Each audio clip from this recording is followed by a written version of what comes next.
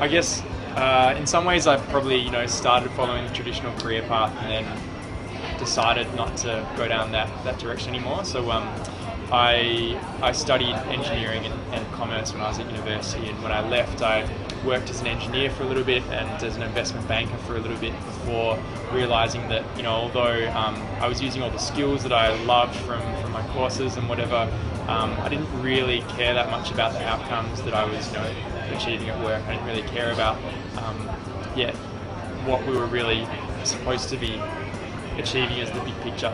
And so as a result, when I guess had that realization, I decided to spend a bit more time overseas, and I moved to Africa and spent 6 months living over there doing a lot of development work before coming to the conclusion that I could kind of achieve those outcomes and work on kind of creating good outcomes in the developing world whilst doing some smart stuff with business here in Australia. So now I live in Melbourne and I work as what's called a social entrepreneur, and I guess that's what I get called, but I hate the term. And we at the moment are working on setting up a non-profit bar here in Melbourne called Shebeen. The biggest project was in South Africa. I went over to South Africa and helped to set up the South African side of a new project that I'd worked on previously in Melbourne. And the idea was that we were basically linking up kids in townships in South Africa with kids the same age in schools in Melbourne.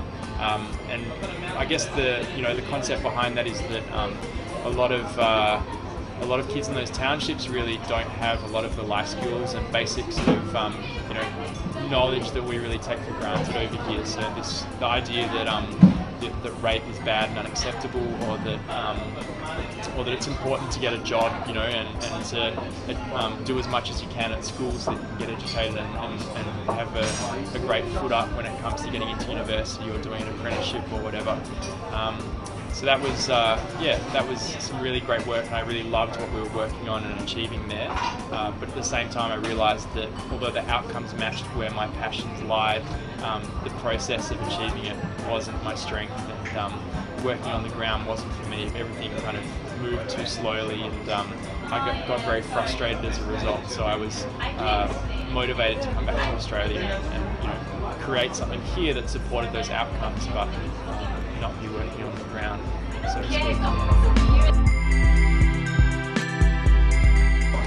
Well, I guess I came back from Africa a few years ago now, and really kind of wrote a business plan for Shebeen while I was over there. So that's the next step for us, is getting this non-profit bar open. So the basic concept is that we sell beers and wines to the developing world. So from Namibia, we've got Windhoek. From Ethiopia, we've got St. George and Castell. From South Africa, we've got amazing wines from Stellenbosch.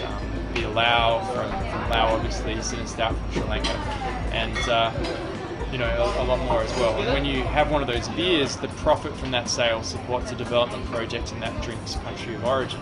So if you have a Vietnamese shooter beer, you're taking someone off the street in Hanoi and putting them through 4.5 days of vocational hospitality training.